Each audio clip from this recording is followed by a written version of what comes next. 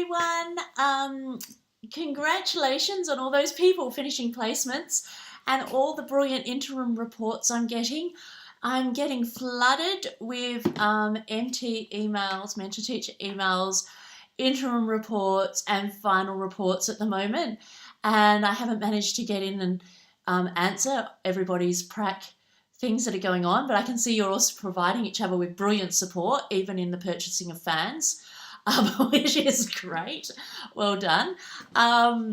Ian, sad about your orange. I'm sorry he didn't survive, but it sounds like you did, and you're coping amazingly well considering what's going on. Lindsay, you have done brilliantly, and reading your mentors' comments is so good. I've just loved reading, like, I get inundated with these emails and then it's my fault because then I respond and I ask questions. And then the mentor teachers get all excited and I hear a lot about what's going on. But yeah, I spend way too much time in my email. So if I don't get on to reading it, I can see Sarah has finished and she's supporting everyone in group 1, which is fabulous. Thanks, Sarah. And I think it is amazing that you are all doing so well and the work you are doing. Everything I'm seeing and hearing is fabulous. If your mentor teacher has, or if you have emailed me and I haven't responded and I went back through, what I've found has been happening, and I don't know why, it might be glitches in my internet or a busy internet or what, but I'm finding I keep pressing send and it ends up in my draft folder and it hasn't actually sent. So if you haven't actually got a reply or your MT has sent in a report and hasn't actually got a reply back, can you let me know and I will email or go through. I went through the draft folder halfway through last week when I was looking and I realised what was going on and I resent everything.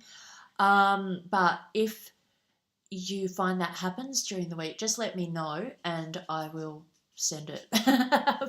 Okay.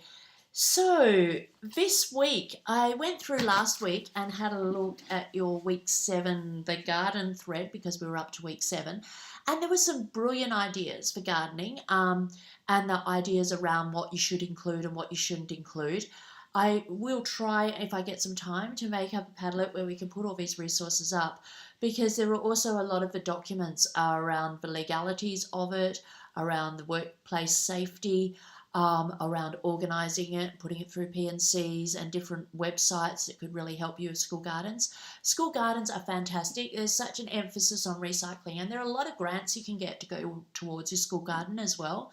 So when you get out into teaching, it's a way of bringing all different children, all different diverse abilities into something that is hands-on and gets their fingers on in the dirt. I don't know if any of you have seen any of the Maggie Dent stuff, but there's so much stuff about how important it is for children to get into the earth and get dirty and play. And it gives them a real understanding, both scientific, there's so much science in a garden, and as well as all the house and the life cycle and everything else. It is such a good thing for them to be able to do. And it's so calming. So if they're coming from difficult backgrounds or coming to school and they're all upset, it's a great way to go out and get all of that out and feel like you're creating something. So yeah, it's a good idea and it's great to have a look through there. It's good to see lots of people putting things up there, even though some of them were up there before you went out on actual placement. So you go, wow, these people must have worked through this incredibly quickly. So yeah, well done for all those people who've done that. I'll be on the week 8 thread this week. So keep an eye out if you get any responses. What else have we got? Yep. Placement reports. I've had heaps of placement reports, as I mentioned. They're so good to read. I've been so impressed with every single one of them has said how much work and how hard these people are trying and putting everything in. And I think that is just amazing that you're doing that. Amanda sent out a link with a checklist. I know a lot of you have already developed checklists and have been using them and have shared them, which is fabulous. Deanna, I really appreciate that you've been going through and doing that for everybody else. So, but that's also another checklist that you can use if you're trying to work out what you've got, especially if the people who've like started last week or the week before, you're not going to have much room or time for the portfolio. So it's good to be collecting it and checking off that you're collecting everything for your portfolio. In the assignment 2 thread, I spent quite a bit of time last week discussing the units of work. So there are 2 units of work, literacy and numeracy. You need to have the lesson plans that go with them that show that the development of it. You should have the unit overview of how it works. And then you should be addressing the diversity, the assessment, the ICT. They need to be highlighted or made clear and separate. So when I'm marking, I know what I'm marking and I can definitely say, yes, that's been covered. Yes, that's been covered. Yes, that's been covered. So don't panic too much about it, because with these assignments, generally, if there's something missing or I think you've just put in the draft, I will email you to get the proper copy. So yeah, just do the best you can. I know some people have put amazing amounts of work in, and that's fantastic, and have used it on their placement and got all their reflections. I've had a lot of discussions with mentor teachers around these units, and what you're allowed to include in them and what you're not allowed to include in them, and I'm really looking forward to seeing these assignments. They should be very, very, very cool, and I'll probably get lots of ideas from them.